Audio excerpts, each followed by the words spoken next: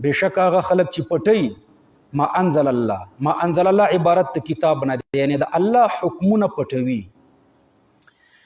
نو څوک چې د الله حکمونه پټوي نو څوک یې پټوي؟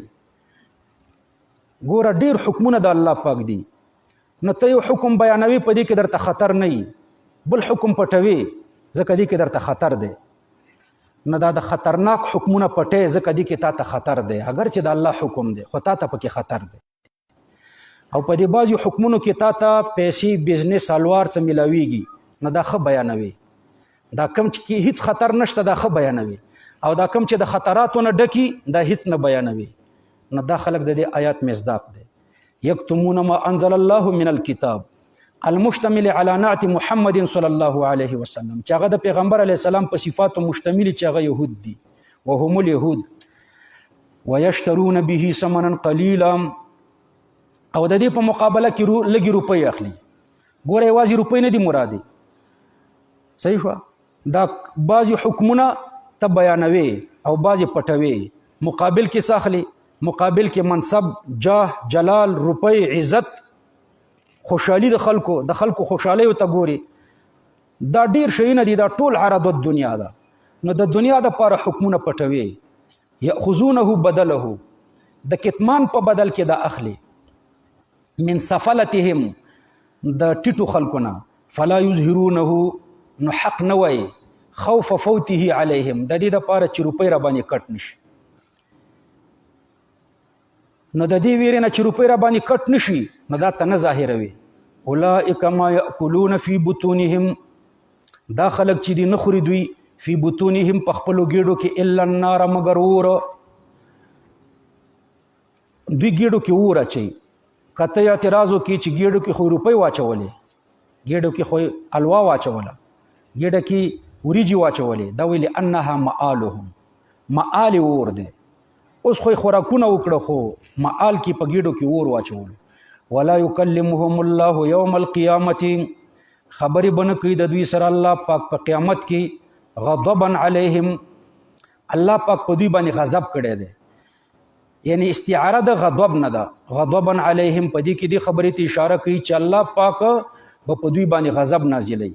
ولا یزکیهم، د اور په اور کې به الله پاک دوی نه پاکوي د خیرو د ګناهونو نه. ولهم عذاب علیم، او د دوی دپاره عذاب دردناک دی. مؤلم، دردناک عذاب، یا مؤلم، درد ورکوونکی عذاب. چې هغوی نشترو الضلالة، دا هغه خلک دي چې واخیسته ګمراه. او دا ګمراهي ده. دا څه شی دی؟ دا د الله نوم دی نه بل شی دی. نو ګمراهي ځان دې ستړی کړو، او کې ټوله ورځ وایه لا اله الا الله، وایه الله الله. نو ګمراهي دې واخیسته په مقابله د هدایت کې. دا زموږ زمانه کې ډیر داسې شیان دي چې حق پرې دی په باطله باندې ځي. اخذوها بدله فی الدنیا، په بدل د ګمراهۍ کې دی هدایت کې دی ګمراهي واخیسته. ښه ذکرونه شته، الله ذکر دی، ته ولې او وایي. والعذاب بالمغفرة، واخیستو عذاب په مقابله د مغفرت کې. المعدة لهم فی الآخرة، چې دا عذاب دوی ته تیار شوی، دا مغفرت دوی ته په آخرت کې تیار شوی. لو لم یکتبوا فما اصبرهم علی النار، نو څه شي دوی ته صبر ورکړو په دې اور. یعنی ما اشد صبرهم وهو تعجیب للمؤمنین، دا تعجب د مؤمنانو دی. مؤمنان په تعجب کې غورځي. من ارتکابهم، چې دوی داسې کارونه کوي موجباتها چې هغه موجب د اور دي، من غیر مبالات، بې پروایي کوي. والا فای صبر لهم، که دا تعجب مراد نشي نو دوی ته هیڅ صبر نشته، دوی صبر نه دی کړی، خو مؤمنانو ته تعجب دی.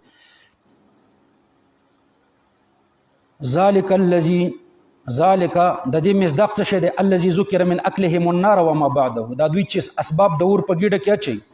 بان بعد سببیت، بسبب ان الله، دا په سبب د دې چې الله پاک نزل الكتاب بالحق، تورات په حق نازل کړی دی. متعلق بنزل، دا بالحق د نزله پورې تعلق لري. فاختلفوا فيه، نو چې الله په حق نازل کو دوی پکې اختلاف وکړو. حيث امنوا ببعض وكفروا ببعضه، نیم قرآن مني نیم نه مني.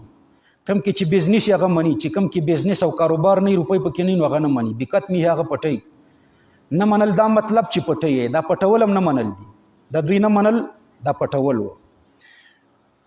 ان الذين اختلفوا في الكتاب، بشک هغه خلق چې اختلاف کړي په کتاب کې.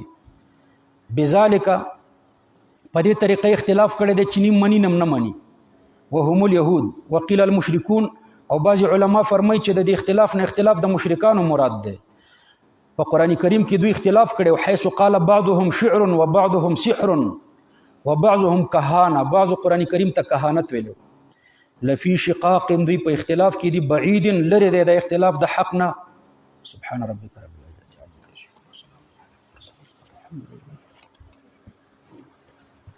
ربنا آتنا في الدنيا حسنة وفي الآخرة حسنة وقنا عذاب النار اللهم رحمتك نرجو فلا تكلنا إلى أنفسنا ولا إلى أحد غيرك طرفة عين واصلح لنا شأننا كله لا إله إلا أنت